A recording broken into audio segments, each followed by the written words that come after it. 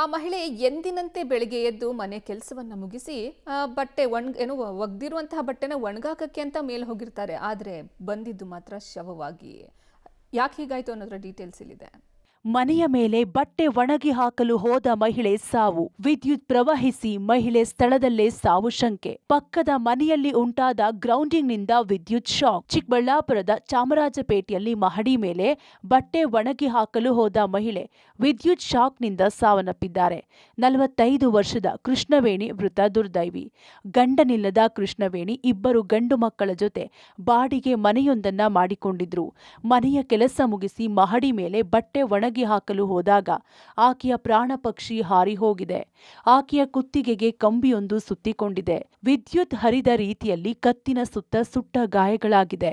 ಕೆಳಗೆ ಬಿದ್ದಿರೋ ರಭಸಕ್ಕೆ ತಲೆಗೂ ಗಾಯವಾಗಿ ಮನೆಯ ಮೇಲೆ ಮಹಿಳೆಯ ಪ್ರಾಣ ಪಕ್ಷಿ ಹಾರಿ ಹೋಗಿದೆ.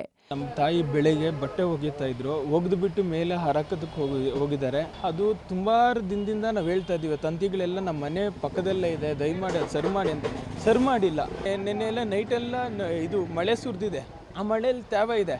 ನಮ್ಮಮ್ಮ ಅವರು ಸೈಡ್ಗೆ ಹೋಗುವಾಗ ನಮ್ಮ ಅಮ್ಮ ಅವರು ಆ ತಂತಿ ಮೇಲೆ ಕಾಲು ಹಾಕಿದ್ರೆ, ಬೇಕಂದ್ರೆ ಅಲ್ಲಿ ಇದಿದೆ ಕತ್ತತ್ರ ಇಲ್ಲಿ ಫುಲ್ಲು ಆ ತಂತಿನೇ ಸುತ್ಕೊಂಡ್ಬಿಟ್ಟಿದೆ ಸರ್. ಸುತ್ಕೊಂಡ್ಬಿಟ್ಟು ಫುಲ್ಲು ಟ್ರಾನ್ಸ್ಫರ್ ಡಬ್ಬ ನಮ್ಮ ಮನೆ ಇನ್ನು ಒಂದು 5 ಹೆಜ್ಜೆ ಅಷ್ಟು ಡಮ್ ಅಂದಿದೆ. ನಮ್ಮ ಇಡೀ ವಾರ್ಡಲ್ಲೆಲ್ಲ ಕರೆಂಟ್ ಹೋಗಿದೆ.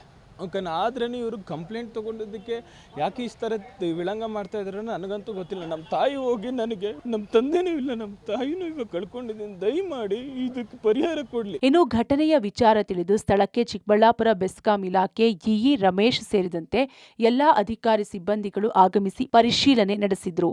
ಈ ವೇಳೆ ಪಕ್ಕದ ಮನೆಯಲ್ಲಿ ಗ್ರೌಂಡಿಂಗ್ ಆಗಿದ್ದು ಆ ಮನೆಯಲ್ಲಿದ್ದ ಕಬ್ಬಿಣದ ಸರಳಿಗೆ ಮೃತ ಕೃಷ್ಣವೇಣಿ ಮನೆಯ ಮೇಲಿನ ಕಬ್ಬಿಣದ ಸರಳಿಗೆ ಬಟ್ಟೆ ಒಣಗಿ ಹಾಕಲು ತಂತಿ ಕಟ್ಟಿದ್ದಾರೆ. ಪಕ್ಕದ ಮನೆಯಲ್ಲಿ ಉಂಟಾದ ವಿದ್ಯುತ್ ಗ್ರೌಂಡಿಂಗ್ನಿಂದ ಬಟ್ಟೆ ಒಣಗಿ ಹಾಕಲು ಹಾಕಿದ್ದ ತಂತಿಗೆ ಹರಿದಿದ್ದು ಈ ಘಟನೆ ಸಂಭವಿಸಿರಬಹುದು ಅಂತ ಅಧಿಕಾರಿಗಳು ಅಂದಾಜಿಸಿದ್ದಾರೆ.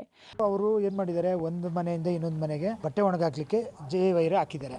ಒಂದು ಟ್ಯಾಂಕಿಂದ ಇನ್ನೊಂದು ಟ್ಯಾಂಕಿಗೆ ಆದಾಗ ಮೋಸ್ಟ್ಲಿ ಅದು ನಾವು ಅಪಘಾತ ಆದ್ಮೇಲೆ ಬಂದು ಚೆಕ್ ಮಾಡಿದಾಗ ಈ ಕಡೆ ಎದುರುಗಡೆ ಮನೆ ಗ್ರೌಂಡಿಂಗ್ ಆಗ್ತಾ ಇದೆ. ಗ್ರೌಂಡಿಂಗ್ ಆಗಿ ಮೋಸ್ಟ್ಲಿ ಇಲ್ಲ ಮಳೆ ಬಂದಿದೆ, ಮೇಲೇನೂ ತೇವಾಂಶ ಇದೆ, ನೀರು ನಿಂತಿದೆ, ಅದರಿಂದ ಗ್ರೌಂಡ್ ಆಗಿ ಆಗಿರ್ಬೋದು. ಇನ್ನು ಅದು ಮೈನು ಪೋಸ್ಟ್ ಮಾರ್ಟಮ್ ಆದಮೇಲೆ ಗೊತ್ತಾಗುತ್ತೆ ಎಲೆಕ್ಟ್ರಿಕಲ್ ಇಂದನೇ ಆಗಿದೆಯಾ ಅಂತ. ಯಾಕೆ ನಾವು ಇವಾಗ ಚೆಕ್ ಮಾಡ್ತಾ ಇದ್ವಿ, ಮೀಟರ್ ಹತ್ರ ಈ ಮನೆ ಹತ್ರ ಚೆಕ್ ಮಾಡ್ತಾ ಇದ್ವಿ. ಪವರ್ ಬಂದ ತಕ್ಷಣ ತಿಳ್ಕೊಂಡು ನಮ್ದು ಯಾವುದೇ ಆಗಲಿ ST ಆಗಲಿ 11 kV ಆಗಲಿ ಯಾವುದು ಲೈನ್ ಇಲ್ಲ. ಅದೇ ಈ ಮನೆಯಿಂದ ಏನೋ ಗ್ರೌಂಡ್ ಆಗಿದ ಮೇಲೆ ಚೆಕ್ ಮಾಡ್ತೀವಿ. ಗ್ರೌಂಡ್ ಆಗ್ತಾ ಇತ್ತು, ಟೆಸ್ಟಲ್ಲಿ ಬರ್ತಾ ಇತ್ತು, ಅದಕ್ಕೆ ಪರ್ಫೆಕ್ಟಾಗಿ ಇದೇನಾ ಅಂತ ಹೇಳ್ಬಿಟ್ಟು ಮತ್ತು ಇವ್ರಿಗೂ ನಾವು ಎಚ್ಚರಿಕೆ ಕೊಡಬೇಕಲ್ವ, ಮನೆ ಗ್ರೌಂಡ್ ಆಗ್ತಾ ಇದೆ ಅಂತ. ಅದಕ್ಕೆ ಇವಾಗ ಚೆಕ್ ಮಾಡಿಬಿಟ್ಟು ಹೇಳ್ತೀವಿ. ಇಂಟೀರಿಯರ್ ವೈರಿಂಗ್ ಇರುತ್ತಲ್ವ, ಎಲ್ಲನೂ ಓಪನ್ ಆಗಿದ್ರೆ ಆ ಥರ ಆಗುತ್ತೆ. ಮೊದಲೇ ಮಳೆಗಾಲ, ಬಿಟ್ಟು ಬಿಡದೆ ಜಡಿ ಮಳೆ ಹಾಗೂ ಮನೆಯ ಮೇಲೆ ತೇವ ಬೇರೆ. ಹೀಗಾಗಿ ಪಕ್ಕದ ಮನೆಯ ಗ್ರೌಂಡಿಂಗ್ ಆಗಿ ಅದರಿಂದ ಹರಿದ ವಿದ್ಯುತ್ ಈಗ ಮಹಿಳೆಯ ಪ್ರಾಣವನ್ನೇ ಬಲಿ ಪಡೆದಿದೆ. ಪಾಪ, ಇತ್ತ ಮೊದಲೇ ಅನಾರೋಗ್ಯದಿಂದ ತಂದೆಯನ್ನ ಕಳೆದುಕೊಂಡಿದ್ದ ಇಬ್ಬರು ಮಕ್ಕಳು ತಾಯಿಯನ್ನು ಕಳೆದುಕೊಂಡು ಅನಾಥರಾಗುವಂತಾಗಿದ್ದು ಮಾತ್ರ ದುರಂತ. Muddukrishna, public TV, Chikkaballapur.